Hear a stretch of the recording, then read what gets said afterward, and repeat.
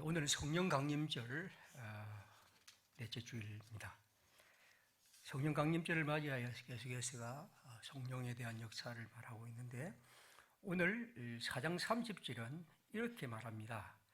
하나님의 성령을 근심하게 하지 말라.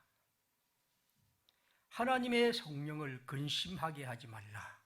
여기 근심이란 말은 슬프게 혹은 아프게 혹은 고통스럽게 하지 말라. 하나님의 성령을 슬프게 하지 말라 하는 거죠. 너희가 그 안에서 구원의 날까지 인치심을 받았다.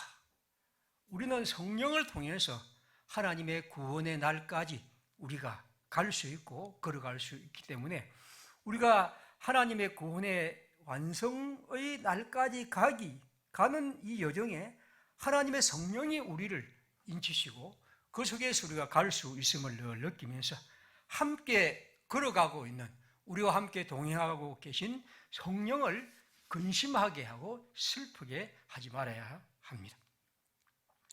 하나님은 우리에게 성령을 주셨습니다. 그래서 오늘 이 성경은 구원의 날까지 인치힘을 받았다는 말은 그런 거죠.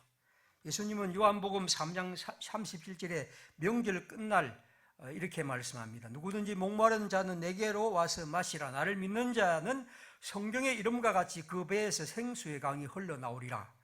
이는 그를 믿는 자들이 받을 성령을 가르쳐 말씀하신 것이라. 하나님의 성령이 우리 안에서 솟아난다고 말씀합니다. 사도행전 2장에서도 성경은 말합니다. 하나님이 그 오른손으로 예수를 높이시매 그가 약속하신 성령을 아버지께 받아서 너희가 보고 듣는 이것을 부어주셨느니라. 성령 강림절에 베드로는 이런 설교를 합니다. 예수를 높이시고 예수께서 약속하신 성령을 아버지께 받아서 우리에게 지금 내려주셨다는 거죠. 하나님을 믿는 사람, 그리스도의 사람에게는 하나님께서 성령을 주셨습니다. 우리는 그 성령과 함께 구원의 완성의 날까지 동행합니다. 그러므로 우리가 그 여정에서 하나님의 성령을 근심하게 하지 말아야, 그 성령을 슬프시게 하지 말아야 합니다. 그러면 오늘 우리가 볼 때 이 하나님의 성령을 슬프시게 하는 것이 뭘까? 저는 이것을 31절과 이어진다고 봅니다. 성경은 하나님의 성령을 근심스럽게 슬프시게 하는 것이 무엇인지를 31절에 이렇게 말합니다. 모든 악독과 노함과 분냄과 떠도는 것과 비방하는 것을 모든 악의와 함께 버리라. 우리 안에 하나님의 사람들 가운데 있는 이 악독이라는 것은 아주 남을 찌르는 그런 말들 말하죠. 그리고 분노와, 그리고 아주 나쁜 형태의 어떤 그 성질을 부리는 이런 것들, 남을 비방하고 또 모함하는 것, 이런 것들을 말합니다. 우리 안에 하나님의 성령을 근심하게 하는 것은 바로 이런 것입니다. 하나님의 성령은 이와 정반대의 것인데도 이 시대에 또 많은 사람들은 하나님의 성령을 이런 방식으로 살아 근심하게 했습니다.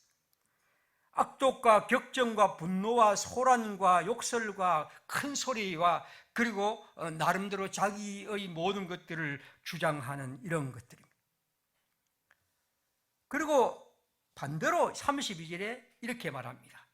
서로 친절하게 하며 불쌍히 여기며 서로 용서하기를 하나님이 그리스도 안에서 너희를 용서하심과 같이 하라. 31절과 반대되는 말입니다. 친절하고 불쌍히 여기고 용서하는 것, 이것이야말로 하나님의 성령의 사람들이 살아갈 삶의 방식입니다. 우리가 이 세상에서 하나님의 성령을 입었다는 것은 바로 이런 것을 말하는 거죠. 우리 안에서 여전히 살아있는 악독한 말과 격정과 분노와 소란과 욕설과 같은 이런 것들 대신에 우리가 하나님의 사람으로서 항상 친절하고 남을 불쌍히 여기며 또 용서하는 삶, 이것이 바로 하나님의 성령의 사람입니다. 저는 특별히 오늘 이 하나님의 성령의 사람들에게 여기 불쌍히 여긴다 하는 말을 좀 관심을 두고 생각하고 있습니다. 불쌍히 여긴다 하는 것. 다시 말하면 다른 사람의 삶에 대해서, 특별히 어렵고 힘겨운 사람들의 삶에 대해서 공감하고 동정하고 연민을 느끼는 것을 말합니다. 반대로 말하면 무관심하고 냉담하고 냉정한 것을 말하죠. 우리가 우리 시대를 살아가면서 하나님의 사람들은 여기 악독과 노함과 분노가 소리치는 것은 다 이런 냉정하고 무관심한 냉담한 그런 것이라고 한다면, 친절하고 불쌍히 여기고 용서하는 것은 그들의 삶에 대한, 이웃의 삶에 대한 공감과 동정과 사랑을, 연민을 말하는 것입니다. 오늘 하나님의 사람들에게, 오늘 성령은 우리에게 이러한 것을 통해서 근심하게 하지 말고 하나님의 사람들이 성령을 입은 사람으로 살아가라고 말씀합니다. 남을 불쌍히 여기는 마음, 특별히 이것은 성령이 우리에게 주는 아주 중요한 우리 시대의 언어라고 봅니다. 저는 현대를 살아가면서, 그리고 나이가 들어가면서 늘 느끼는 것 중에 하나가 뭐냐면, 우리에게 남을 불쌍히 여기는 마음, 다시 말하면 이거는 당장 동정의 문제가 아니고 어떤 사람들의 어려운 형편과 그 처지를 이해하고 품고 내 것으로 하는 이런 마음이 날마다 사라져가는 시대를 살아가고 있다고 봅니다. 아마 이것이 이제 시대가 지나가면서 훨씬 더 그러한 것들이 많아지고 있습니다. 동정과 연민과 공감과 이런 것이 날마다 사라지는 시대에, 오늘 성령이랑, 우리에게 성령은 바로 그런 마음을 우리로 갖게 합니다. 저는 특별히 오늘 이것을 강조하고 싶습니다. 오늘 우리가 이 코로나19 시대를 맞이하면서 특별히 우리가 이 시대가 양극화가 더 강하게 더 벌어지는 시대라고 그렇게 얘기를 합니다. 아마 많은 사람들은 요즘 한국의 경제 상황이 지표상은 굉장히 좋다 합니다. 뭐 대기업이나 이런 기업들은 뭐 수출이 한 몇십 년 전보다 훨씬 더 엄청나게 많아졌다는 그런 얘기를 하고 있습니다. 어떻게 보면 우리의 사회에서 한 곳은 엄청난 부를 누리고 있지만 한쪽에는 그와 정반대의 삶을 삽니다. 저는 이 불쌍히 여긴다는 것은 내가 어떤 것을 잘 된다고만 그렇게 생각하지 말고, 또 거기에서 정반대의 사람들이 많이 있음을 좀 기억해 달라는 거죠. 지금 이제 백신 때문에 많은 얘기가 있습니다만은 미국과 유럽은 한 50%가 이제 전 국민이 백신을 맞았다고 합니다. 근데 여러분, 아프리카는 1.9%입니다. 전 국민의. 우리나라는 지금 20%가 1차 접종을 받았다고 하는데,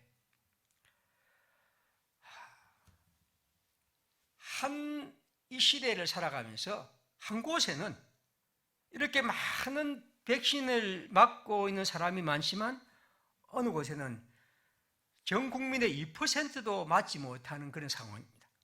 그래서 이제 보니까 너무 많이 백신을 물량을 확보하다 보니까 유통기한이 이제 가까이 되니까 이걸 또 다른 나라에 푼다고 그런 얘기를 합니다. 저는 참 이런 시대가 너무 좀 기분 안 좋습니다. 저는 우리나라 사람들이 우리 정부를 향하여 계속해서 백신이 모자라니 이런 얘기를 자꾸 하는데, 그 신문들이나 텔레비전이 하는데 물론 모자랄 수 있겠죠. 그러나 전 세계에 이런 것이 우리가 그러면 우리도 다른 나라처럼 그냥 막 그렇게 모든 것을 다 가져와서 수억 문을 그렇게 사재기 하는 것이 좋은 겁니까? 다른 나라들은 그런 우리나라와 다른보다 훨씬 더 낮은 사람들은 아무것도 할 수 없는데, 저는 우리의 이 언론들이 이런 식으로 부추기는 걸 보면 저는 화가 많이 납니다. 아니, 조금 늦게 맞지요. 좀 더 조심하죠. 그렇게 하면 우리는 그래도 한국은 다른 어떤 나라보다도 다 형편이 좋은데, 아프리카나 아시아의 이런 나라들 보십시오. 얼마나 어렵게 있는데, 근데 이제 이 뭐 미국이나 이런 나라들이 그렇게 많은 백신을 재놓고 있다가 이제 유통기한이 가까워지니까 이게 뭐 다른 나라의 주니 많이 그런 얘기를 하죠. 남을 불쌍히 여기는 마음, 다시 말하면 다른 사람의 어려운 형편과 고통에 함께 공감하는 마음, 여러분 성령이 우리에게 주는 중요한 마음. 물론 이것을 우리가 인간이 어떤 도덕률을 개발하고 사람이 품위가 좋아지고 인격이 훌륭해지면 그런 마음을 가질 수 있지만, 그러나 그건 한계가 있습니다. 진정으로 예수의 영인 성령은 우리에게 이러한 남을 불쌍히 여기는 마음을 줍니다. 우리 사회를 보십시오. 노동자가 그렇게 끝없이 죽어갑니다. 지게차에 치여 죽고, 컨테이너에 깔려 죽고, 건축 공사장에 떨어져 죽고, 지하철을 도우 고치는 청년이 죽고, 컨베이터 벨트에 살피다가 죽고, 이렇게 끝없이 죽어가는데 우리가 그런 문제에 대해서 정치권이든 이런 사람들은 내몰라라, 그 법 하나 고치는 걸 그렇게 어려워합니다. 이 긍휼의 마음, 다시 말하면 남을 불쌍히 여기는 마음이 사라진 사회는, 여러분 이건 정글. 저는 진화론을 학문적으로는 몰라도 그 굉장히 제가 싫어하는 중에 하나예요. 끝없이 이러한 약육 강식의 사회를 마치 건강한 것처럼 얘기를 하고, 이것이 오늘 우리 사회의 한 모습처럼 얘기를 하고, 그것이 정상적으로 말하는 것을 저는 굉장히 기분 나빠합니다. 여러분, 왜 사람들이 부동산 투기를 그렇게 합니까? 자기들은 그렇게 집을 잡고, 그런 두 개를 세 개를 잡고, 그 다음에 사람들이 이렇게 하면서 한 번이라도 집 없이 쫓겨나는 그런 사람들, 그 젊은이들, 아무것도 할 수 없어서 헤매고 있는 이런 사람들을 생각해 본다면 어떻게 그런 식의 삶을 살 수 있냐 말이에요. 한 나라에서. 다시 말하면 우리가 남을 불쌍히 여기는 마음, 이건 하나님의 성령이 주신 것인데, 그리스도인마저도 이런 이상한 풍토에 가담하고 살아가는 범죄입니다. 그는 구원의 날까지 인치심을 받은 자라고 저는 그런 사람을 말할 수가 없습니다. 어떻게 하나님의 사람들이 그렇게 자기 중심이고 모든 것을 자기만 생각하고 남의 고통과 불행과 슬픔에 대해서 무감각하고 냉담한 것을 어떻게 그를 그리스도인이라고 말할 수 있으며, 그가 하나님의 구원의 날까지 인치심을 받았다고 말할 수 있습니까?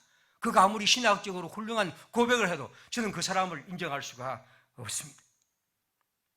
오늘 우리 시대는 이 아픔에 대한 감수성이 상실된 시대, 냉담과 냉정이 어떤 의미에서 인간의 품성처럼 되어가는 시대입니다.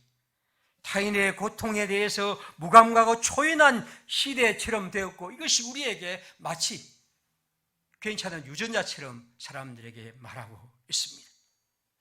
어느 한 번이라도 우리는 아이들에게, 자라나는 젊은이들에게 그것이 우리가 살아갈 삶이라고 가르친 적이 있으며, 교회는 그런 문제를 얼마나 많이 강조하고 있을까요?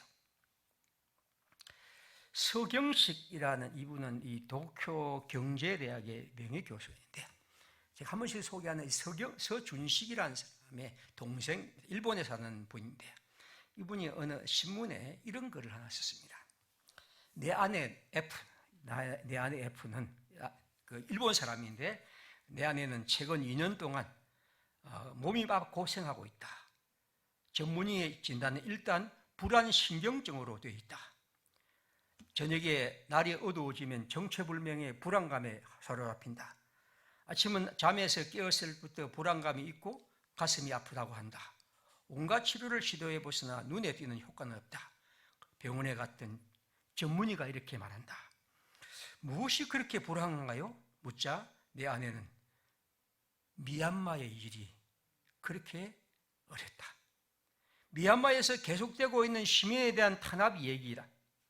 그러자 전문의 의사는 이렇게 대답합니다. 당신은 일본에 살고 있지 않습니까? 일본은 안전하고 안심할 수 있는 곳이니 그런 거 신경 쓰지 마세요. 밝고 즐거운 일만 생각하세요. 라고 나무라듯 말했다. 옆에서 듣고 있던 나도 놀랐는데 내 아내는 더 놀랐을 것이다. 정신과 치료라는 게 이런 것인가? 나는 내 아내가 미얀마에서 자행되고 있는 정치 폭력에 아파하는 것은 인간으로서 당연한 일이라 생각한다. 그것을 남의 일로 무시하는 것이 치료일까?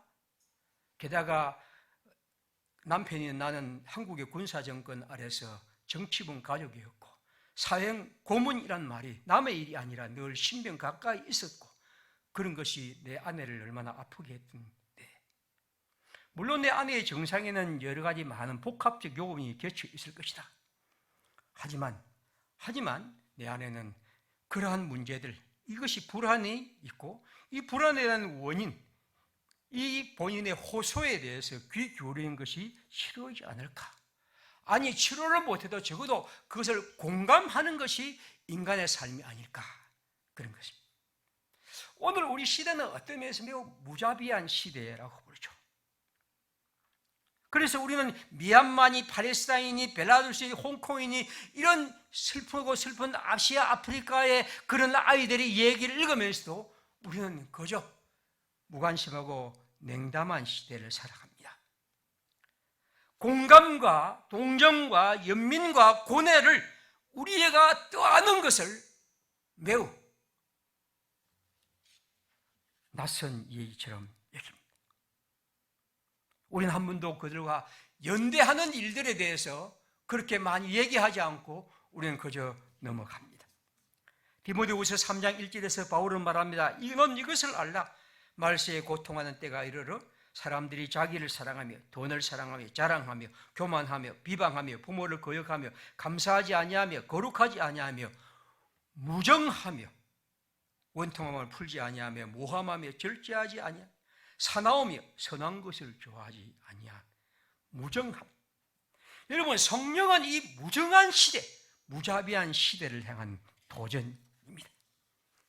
고통받는 사람을 향한 불쌍히 여기는 마음, 이러한 연민과 공감과 동정의 마음, 이 인간의 행위, 이것이 우리에게 있어야 하고 이것이야말로 하나님의 사람들이 이 땅에서 살아갈 삶의 모습입니다. 여러분, 정의라는 것도 이러한 연민과 동정과 공감에서 출발하지 않으면 정의는 매우 날카로워지고 낯설어지고 어떻게 보면 자기 자신과 다른 사람을 찌를 수도 있습니다. 그리스도인의 정의란 것도 옳은 것도 가장 중요한 것은 이러한 연민과 사랑과 공감에서 출발해야 합니다. 여러분, 예수님의 얘기를 통해서 우리는 계속해서 하는 것은 예수님은 우리를 매우 긍휼히 여기며 불쌍히 여기는 분입니다. 마태복음 14장 14절에 이렇게 말합니다. 예수께서 나오사 큰 무리를 보시고 불쌍히 여기사 그 중에 있는 병자를 고쳐주시니라. 20장입니다. 예수께서 불쌍히 여기사 그들의 눈을 만지시니 곧 보게 되어 그들이 예수를 따르니라. 마가복음 1장입니다. 예수께서 불쌍히 여기사 손을 내밀어 그에게 대시되 이르시되 내가 원하노니 깨끗함을 받으라. 6장입니다. 예수께서 나오사 큰 무리를 보시고 그 목자 없는 양 같음을 인하여 불쌍히 여기사 이르시되 이에 여러 가지로 가르치시더라. 마가복음 8장입니다. 내가 무리를 불쌍히 여기노라. 그들이 나와 함께 있은지 이미 나흘이 지났으나 먹을 것이 없노라. 4,000명을 먹으시고 오병이어의 얘기입니다. 어떤 사마리아인들은 여행하는 중 거기 이르러 그를 보고 불쌍히 여겨 그 사람을 사랑합니다. 불쌍히 여긴다는 것, 이것은 하나님의 사람들이 가질 예수의 중요한 성품입니다. 보통 우리가 긍휼히 여긴다는 그런 말이죠. 이건 애간장이 녹는 마음으로 다른 사람들의 처지나 심정을 보듬어 주는 것을 말합니다. 그냥 한번 느끼는 문제가 아니고 그것을 나의 것으로 느끼는 그런 것이죠. 니체는 기독교를 여러 가지 관점에서 비판했습니다. 그는 기독교를 연민의 종교라고 하죠. 연민은 인간이 갖고 있는 생명감과 아주 활기찬 삶을 없애주는 그와 대비되는 것이다. 연민을 느낄 때 사람은 힘을 잃고 그래서 사람들은 더욱더 괴로움을 통해 전염된다. 그러므로 연민은 나사렛 예수의 죽음이 바로 그런 것처럼 아무 쓸모없는 것이고 인간을 더 비열하게 만드는 것이다. 연민은 도대체 이러한 인간을 도태하고 그래서 진화의 법칙을 방해하는 것이다. 그리고 이 연민을 통해서 우리들은 삶이 죄인으로 자신을 얘기를 하고 그래서 아주 병약한 자가 되고 그런 사람을 품는 것이다. 그러므로 연민이라는 것은 바로 인간을 퇴보하게 하는 것이다. 그는 기독교를 그런 식으로 끝없이 비판합니다. 하지만 여러분, 저는 남을 불쌍히 여기는 긍휼의 마음을 가진 예수를 좋아합니다. 아니, 진정으로 긍휼과 불쌍히 여기는 마음이야말로 인간이 어떤 것을 이룰 수 있는 가장 처음의 마음입니다. 오늘 제가 주보에 소개한 이 블레이크의 시는 아주 좋은 시입니다. 남의 비통함을 볼 수 있나? 내가 슬퍼하지 않고. 남의 비탄을 볼 수 있나? 친절한 위로를 찾지 않고. 떨어지는 눈물 방울을 볼 수 있나? 내가 슬픔을 나누지 않고. 아버지가 아들 우는 모습을 볼 수나 있나? 슬픔으로 가득 차지 않고. 어머니가 앉아 듣기만 할 수 있나? 갓난 아이가 신음하고 두려움에 뜨는데 아니야 결코 그럴 수 없어. 결코 그럴 수 없어. 그리고 예수님의 얘기를 하고 하나님에 대한 얘기를 하고 주님의 모든 눈물을 씻겨주는 주님의 얘기를 들려줍니다. 예수께서 우리에게 다가오시는 방법은 바로 우리와 같은 인간의 죄와 슬픔과 고통에 대한 연민과 공감과 사랑의 마음입니다. 여러분, 그리스도인들은 그것을 통해 시작하는 것입니다. 오늘 하나님의 성령은 우리로 하여금 우리 안에 있는 모든 냉담함과 냉엄함과 아주 객관적인 마음과 그리고 우리 안에 있는 이러한 악독과 악의와 같은 것을 다 벗어버리고 진정으로 예수 그리스도와 같은 이런 남을 긍휼히 여기며 친절하게 하며 불쌍히 여기는 마음을 가지는 것, 이것이 하나님의 성령이 우리에게 주는 것입니다. 예언자 예레미야의 제자였던 예레미야가 1장 11절은 말합니다. 모든 백성이 생명을 이으려고 보물을 먹을 것을 바꾸었더니 지금은 탄식하며 양식을 구하나이다. 나는 빛이 나오니 여호와여 나를 돌보시옵소서. 지나가는 모든 사람들이여 너희에게는 관계가 없는가? 나의 고통과 같은 고통이 있는가 볼지어다. 예언자는 지나가는 모든 사람들 향하여 자기와 같은 이런 이스라엘의 패망을 함께 고통하고 그 고통에 함께 하자고 말씀합니다.